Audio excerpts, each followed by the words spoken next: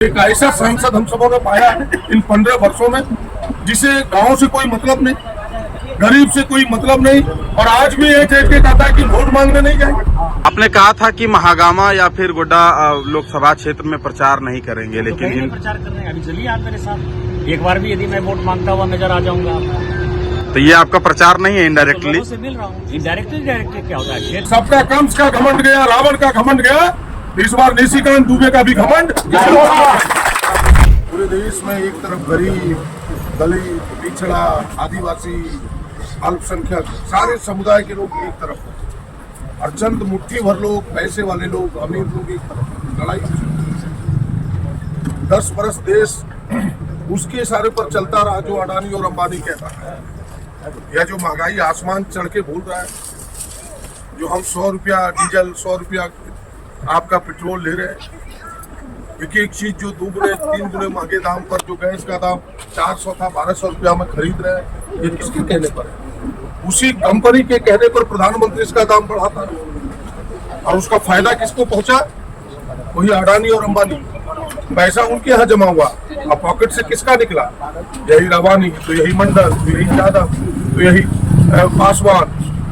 तो इन सारे लोगों को, गरीब गुरुआ के घरों से पैसा चूस चूस करके उस कॉर्पोरेट घरानों में जमा होता रहा, देश उसके इशारे पर चलता रहा। बस गठबंधन ने एक लड़ाई छेड़ी है पूरे देश में, जिसके नेता राहुल जी, जिन्हें हम गरीबों को, इस देश को फिर से सत्ता सौंपना चाहते हैं, हम उसके अनुसार इस देश को चलाना चाहते हैं। और आपने देखा इन गरीबों का, जो आप सब जैसे लोग छोटे मोटे कर्जे लिए, उसकी माफी 10 वर्षों में नहीं हुई।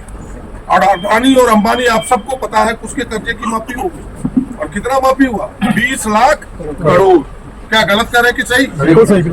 और पूरे राज्य में गरीब गुरबा किसान, तमाम लोगों के कर्जे को जोड़ दीजिएगा तो 16 लाख करोड़ है, और उसमें करोड़ों लोग की माफी होती है, उसका माफी नहीं हुआ।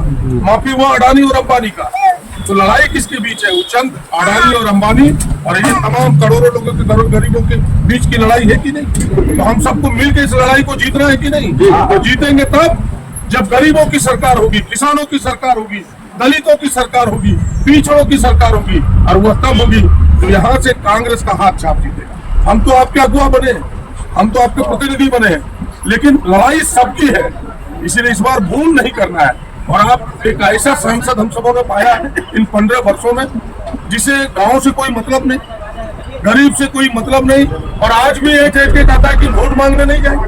आपने कहा था कि महागामा या फिर गोड्डा लोकसभा क्षेत्र में प्रचार नहीं करेंगे, लेकिन प्रचार कर रहे हैं। अभी चलिए आप मेरे साथ, एक बार भी यदि मैं वोट मांगता हुआ नजर आ जाऊंगा तो ये आपका प्रचार नहीं है, इनडायरेक्टली से मिल रहा हूँ। इनडायरेक्टली डायरेक्टली क्या होता है? क्या बोल रहे हैं कि नहीं? क्या हम कह रहे हैं कि वो बोला है कि नहीं? बताइए। यानी इतना घमंड किसी का बोले, जो कहेगा वोट मांगने नहीं आएंगे कल जीतेगा, कहेगा हम तो वोट ही नहीं मांगे थे, तुम दिया तो तुम्हारे वोट का क्या महत्व है? बोलेगा कि नहीं? ऐसे लोगों को हराना चाहिए कि नहीं? सबका कंस का घमंड गया, रावण का घमंड गया, इस बार निशिकांत दुबे का भी घमंड। जनता के बीच, और आप हमको जानते हैं, 25 वर्षों से एमएलए गरीबों के लिए लड़ते रहे, कई बार जेल गए, फिर भी हम लड़ाई छेड़े नहीं। आप सबसे इतना ही आग्रह होगा, एक मौका दीजिए, हम आपके हैं, आपके रहेंगे, आपके लिए काम करेंगे, वरना मेरे जैसा व्यक्ति भी काम नहीं करेगा तो मेरा भी वही हर्ष होगा जो आज दुबे जी का होगा। लेकिन हम ऐसा मौका आपको नहीं देंगे, एक अवसर दीजिए, फिर आपके पास आएंगे, आपकी समस्या सुनेंगे, आपकी समस्या का निदान करेंगे। बहुत लंबी चौड़ी बात ना करते हुए छोटे छोटे जगहों पर सबके पास जाना है। हाथ जोड़ के प्रार्थना करने के लिए आया हूँ, इस बार मौका दीजिए और सब मिलकर चुनाव कीजिए।